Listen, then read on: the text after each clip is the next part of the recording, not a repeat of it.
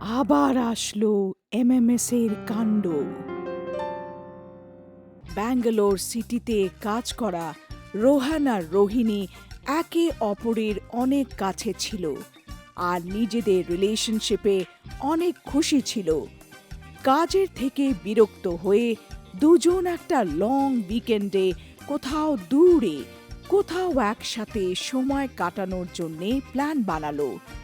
এরা দুজন ভালোবাসার পাখি এসেছিল পাহাড়ের মাঝামাঝি একটা ছোট্ট কটেজে। ওদের উইকেন্ডের ছুটি একলা একসাথে কাটানোর ছিল। গল্প করতে করতে দুজন শহর থেকে দূর নিজের কারে রোম্যান্স করতে করতে একটা কটেজে পৌঁছে গেছিল। কটেজটা দেখে রোহিণীর একটু আজব মনে হলো। এ কি রোহান, এ কেরম জায়গা? একলা থাকার মানে এরম থরি হয় যে তুমি এরম ভাঙা কটেজে নিয়ে আসবে? আরে এটা একটা এমন জায়গা যেখানে আমাদেরকে কেউ ডিস্টার্ব করবে না, 2 দিন অবধি, শুধু তুমি আর আমি। রোহিণী কটেজটা দেখতে থাকে আর ওর ভাবনা চিন্তা আরো গভীর হতে থাকলো। যেই ওরা কটেজের পাশে এলো, রোহিণীর এরম মনে হলো যে কটেজের 2তলার জানলায় কাউকে কালো শাড়ি পরা দেখল। এই কথাটা ও রোহানকে বলল, কিন্তু রোহান অনেক রোমান্টিক মুডে ছিল আর ও রোহিণীর কথা মজায় উড়িয়ে দিল আর ও রোহিণীর কাছে গিয়ে ওর সাথে রোম্যান্স করতে লাগলো আর রোহিণী ওকে গলা জড়িয়ে খুশি ছিল। কিন্তু তাও রোহিণীর ভাবনা চিন্তা আরো গভীর হয়ে গেল। তারপর দুজন কটেজের ভেতরে যায়। এটা তো জানা ছিল যে রোহিণী একদম খুশি ছিল না, কারণ ওর ওই কটেজ থেকে কোনো খারাপ অনুভব আসছিল। চলো, উপরে একটা ভালো রুম আছে, ওইখানে গিয়ে বিশ্রাম করি, আর একটু গান টান শোনা যাক, একটু নাচটা হয়ে যাক। ওরা ওপরের রুমে যায়, নিজের টাইম এনজয় করা শুরু করে। মিউজিক জোরে বাজতে লাগলো আর রোহন আর রোহিণী নাচতেও লাগলো। নাচতে নাচতে রোহন রোহিণীর সাথে রোম্যান্স করা শুরু করে দিল। দুজন অনেক খুশি ছিল আর রোম্যান্সের সময়টা এনজয়ও করছিল। হঠাৎ করে গান বাজা বন্ধ হয়ে গেল। রোহিণী যে আগের থেকে ভয় পেয়েছিল আরও ভয় পেয়ে গেল। হঠাৎ ওর এরমও মনে হলো যে কেউ ওর নাম নিচ্ছে। রোহিণী, রোহিণী, চলে যাও। মিউজিক কেন বন্ধ হয়ে গেল? রোহান, তুমি কি এই আওয়াজ শুনতে পাচ্ছ না? দেখো, ও আমাকে ডাকছে। আওয়াজ? কিরম আওয়াজ? আমি তো কিছু শুনতে পারিনি। কারেন্ট চলে গিয়ে থাকবে মনে হয়, এই জন্যেই মিউজিক বন্ধ হয়ে গেছে। আরে রোহিণী, তুমিও না, যখন থেকে এসছো খালি ভয় পেয়ে যাচ্ছ। মুড খারাপ করো না, এসো আমার কাছে, এসো, এই ঠান্ডা আবহাওয়ার মজা নিই। একটু কাছে তো এসো, আজ আমরা একলাই আছি, কেউ নেই এইখানে। এরম বলে রোহান আবার রোহিণীকে নিজের কাছে নিয়ে নিল আর রোম্যান্স করা শুরু করে দিল। কিন্তু ওই আওয়াজ আবার রোহিণী শুনতে পারল, আর এইবার ওইটা আগের থেকেও জোরে ছিল। রোহিণী, রোহিণী, চলে যাও রোহিণী। দাঁড়াও, এখানে কিছু ঠিক নেই। তুমি দেখে এসো মিউজিক কি করে বন্ধ হলো। ঠিক আছে বেবি, আমি এক্ষুনি গেলাম আর এক্ষুনি এলাম, কিন্তু তুমি এখানেই থেকো। রোহান কারেন্টের মিটারটা দেখতে বাইরে যায়। ওইদিকে রোহিণী অন্ধকারে একলা খুব ভয় পেয়েছিল। রোহিণী, রোহিণী, রোহিণী ভয় পেয়ে যায় আর জানলার কাছে গিয়ে দেখে কে ওখানে। তো হঠাৎ পেছন থেকে দূর থেকে একটা আওয়াজ হয়, রোহিণী, রোহিণী, চলে যাও। এরম লাগছিল যে দূর থেকে কেউ কথা বলছে আর চেঁচাচ্ছিল। এরই মধ্যে রোহান পালাতে পালাতে আসে আর রুমটাকে ভেতর থেকে বন্ধ করে দেয়। ওর মুখ ঘামে ভরা ছিল আর নিঃশ্বাস আটকাচ্ছিল। ওইখানে একটা ডাইনি আছে। আমি নিজের চোখে দেখলাম, কালো শাড়িতে ওইখানে নিচে একটা ডাইনি আছে। আমি আমি আমি দেখলাম। রোহানের কথা শুনে রোহিণী আরো ভয় পেয়ে যায় আর হঠাৎ করে রুমের দরজা খুলে যায় আর রোহান হাওয়াতে উড়তে থাকে। ওকে এরম ওপরে যেতে দেখে আর ভূতের কথা শুনে রোহিণী আরো ভয় পেয়ে যায়। রোহিণী, রোহিণী, চলে যাও। রোহিণী চেঁচায় আর চেষ্টা করে রোহানকে নিচে নামানোর। রোহান, তোমার এটা কি হয়ে গেল? তুমি ওপরে কি করে চলে গেলে? রোহান দেওয়ালের সাথে ধাক্কা খায় আর নিচে মাটিতে পড়ে যায়। রোহিণী, তোমার আওয়াজের কি হয়ে গেল? আর তুমি আবার হাওয়াতে কেন উড়ছো? হে ভগবান, এসব কি হচ্ছে? রোহান আবার দেওয়ালের সাথে ধাক্কা খায় আর নিচে পড়ে গিয়ে অজ্ঞান হয়ে যায়। রোহান, রোহান ওঠো, রোহান ওঠো, কি হয়েছে তোমার? রোহিণী রোহানকে ওঠানোর অনেক চেষ্টা করে, কিন্তু রোহান ওইখানেই অজ্ঞান হয়েই পড়ে থাকলো। সব আবার শান্ত হয়ে গেল। এর মধ্যে রোহিণী ভয় পেয়ে যায়। রুমের বাইরে থেকে কারোর হাঁটার আওয়াজ আসে। আর এ কি, ওইটা এক কালো শাড়ি পরা ছাওয়া ওর দিকে আসতে দেখা যায়। চলে যাও। রোহিণী এইসব দেখে অজ্ঞান হয়ে পড়ল। কিছুক্ষণ পর রোহিণীর জ্ঞান ফিরল আর রোহিণী অনেক চেষ্টা করল রোহানকে ওঠানোর জন্য, কিন্তু রোহানের জ্ঞান ফিরল না। ওই কালো শাড়ি পরা মহিলা জানলার বাইরে দিয়ে আবার চেঁচাতে থাকে, চলে যাও, চলে যাও এখান থেকে। কিছুক্ষণ আরো চেষ্টা করার পর রোহিণী রোহানকে উঠিয়ে বেডে রাখল। যেই ও রোহানকে বেডের উপরে রাখল, ও কি দেখল? উপরে কেউ একটা ক্যামেরা লুকিয়ে রেখেছিল, আর ওইটা ওই ক্যামেরা ছিল যেটা রোহানের কাছে থাকত। রোহিণী বুঝতে পারল যে রোহান ওর এমএমএস বানাতে যাচ্ছিল। রোহিণীর অনেক খারাপ লাগলো যে ওর বয়ফ্রেন্ড ওকে প্রতারণা করতে যাচ্ছিল। তারপর রোহিণী বুঝতে পারল যে নিশ্চয়ই ওই ছাওয়া ওকে এটাই বোঝাচ্ছিল, আর ওকে ওই লুকোনো ক্যামেরাটাই দেখাতে চাইছিল।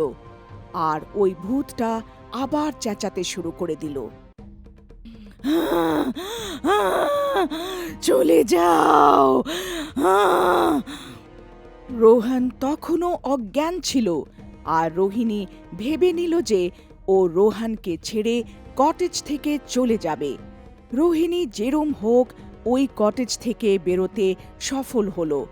কারের কাছে পৌঁছে ও কটেজের কাছে কি দেখল যে রোহান ও একটা ভূত হয়ে গেছিল আর রোহিণীকে ডাকছিল, আর ওই কালো শাড়ি পরা মহিলা চেঁচাচ্ছিল, চলে যাও, আজকের পর কখনো মরে দেখবে না।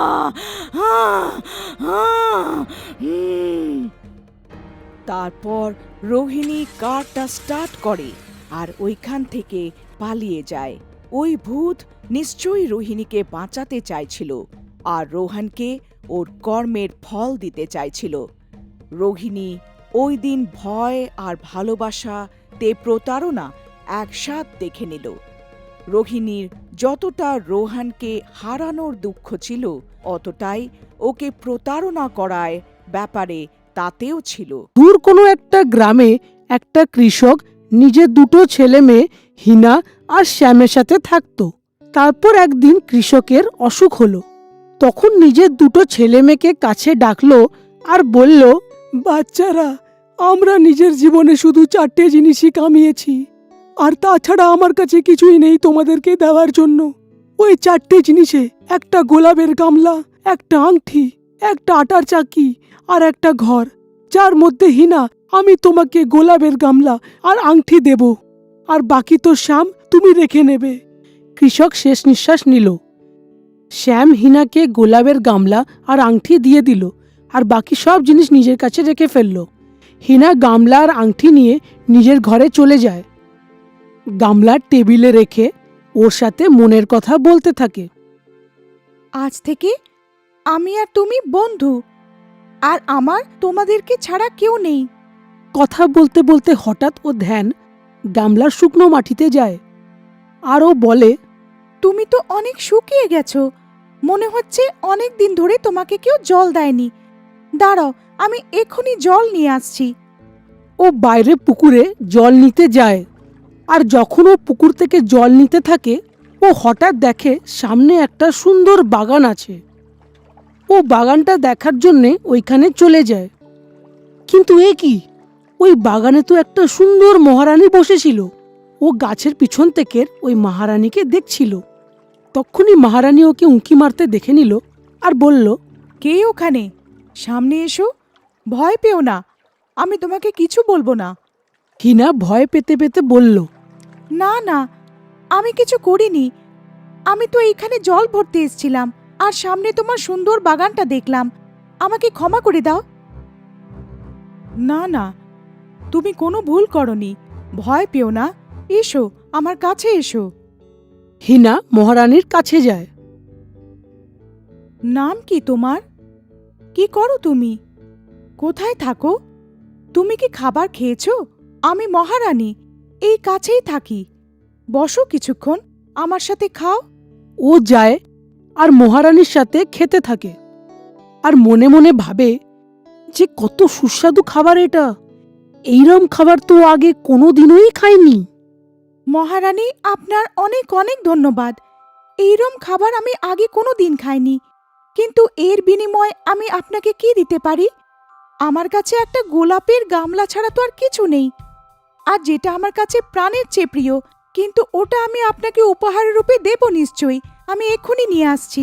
ও জল নিয়ে নিজের বাড়ি যায়, আর বাড়ি গিয়ে কি দেখে যে ওর ঘরে গোলাপের জায়গায় অন্যই গাছ লাগানো আছে, আর সেটাও অনেক শুকিয়ে গেছে। এইটা দেখে ও অনেক চিন্তিত হয়ে যায়। আমার গোলাপের গামলা কোথায় গেল? কেউ চুরি করে নিয়েছে। ও নিজের ভাইয়ের কাছে যায় আর জিজ্ঞেস করে, দাদা, তুমি আমার গোলাপের গামলাটা দেখেছো কি? মনে হচ্ছে কেউ এটা চুরি করে নিয়েছে। না তো, আমি দেখিনি। তুই কোথাও রেখে দিয়ে থাকবি। চিন্তিত হয়ে ও ওই গাছেই জল ঢালতে থাকে, আর তখনই গাছের থেকে আওয়াজ আসে, দাঁড়াও, আমার কথা শোনো। তুমি আমাকে বাইরের বাগানে লাগিয়ে দাও, আর শ্যামের ঘরে যাও, আর ওইখানে বিছানার নিচে তুমি ওই গোলাপের গামলাটা পাবে, যেটা তোমার ভাই শ্যাম চুরি করে ওইখানে রেখে দিয়েছে, আর ওর জায়গায় আমাকে এইখানে রেখে দিয়েছে। ও অনেক খুশি হয়ে যায়, আর খুশি খুশি ওই গাছটাকে বাগানে লাগিয়ে দেয়। এরপরে ও শ্যামের ঘরে যায়, আর বিছানার নিচে উঁকি মারে তো ও ওইখানে গোলাপের ফুলটা দেখতে পারে। ও ওইটাকে ওইখান থেকে বের করে আর নিজের ঘরে নিয়ে যায়, আর ওকে জল দিতে দিতে বলে, আমি তোর জন্য খুব ভালো একটা জায়গা খুঁজেছি। তুই খুব খুশি থাকবি ওইখানে। খুব বড় বাড়ি, মহল আর রানী, বড় বাগান, আর তোকে আমি রোজ দেখতে আসবো এখানে। এইখানে কি আছে? এখানে তো একটা ছোট ঘর আছে, আর আমি খুশিও রাখতে পারবো না তোকে। এই জন্যে আমি তোকে ওই মহারানীকে দিয়ে দেব। ও গোলাপের গামলা নিয়ে মহারানীর কাছে যায়, আর মহারানীকে বলে, মহারানী, আমি আপনার জন্য গোলাপের ফুল নিয়ে এসেছি। এইটা খুব সুন্দর, আর এইটা আমার প্রাণের চেয়েও প্রিয়। এইটাকে আপনাকে উপহার দিলাম। মহারানীর গোলাপের ফুল দেখে কিছু পুরনো দিনের কথা মনে পড়ে যায়। মহারানী মনে মনে বলে, আরে, এটা তো ওই গোলাপের ফুল যেটা আমি অনেক বছর আগে ওই কৃষককে দিয়েছিলাম, যখন ওই জাদুঘরটা আমার ছেলেকে নিজের জাদু দিয়ে গোলাপের ফুল বানিয়ে দিয়েছিল। মহারানীর ওই জাদুঘরের বলা কথা মনে পড়ে যায় যে 15 বছর পর যখন তুমি এই গোলাপের ফুলকে হাত লাগাবে, তখন এই সুন্দর রাজকুমারের রূপে পরিণত হয়ে যাবে। মহারানী হঠাৎ ওই গোলাপের ফুলটাকে হিনার হাত থেকে নেয়। তখনই গোলাপের ফুলটা সুন্দর রাজকুমারের রূপে পরিণত হয়ে যায়। এইটা দেখে মহারানী আর হিনা অনেক খুশি হয়ে যায়। মহারানী হিনাকে বলে, হিনা, আমি তো ভুলেই গেছিলাম যে এই কথার 15 বছর হয়ে গেছে। অনেক ধন্যবাদ তোমাকে যে তুমি আমার রাজকুমারকে আমার কাছে আবার পৌঁছে দিলে। হিনা যেরামি বাড়ি যেতে লাগে, রাজকুমার পিছন থেকে আওয়াজ দেয়, দাঁড়াও হিনা, তুমি কোথায় যাচ্ছ? তুমি তো আমার অনেক দেখাশুনো করেছো, তুমি আমার অনেক ভালো বন্ধু, আমি তোমাকে বিয়ে করতে চাই। রাজকুমারের এই কথা শুনে হিনা অনেক খুশি হয়ে যায়, আর খুশি খুশি দুজনের বিয়ে হয়ে যায়।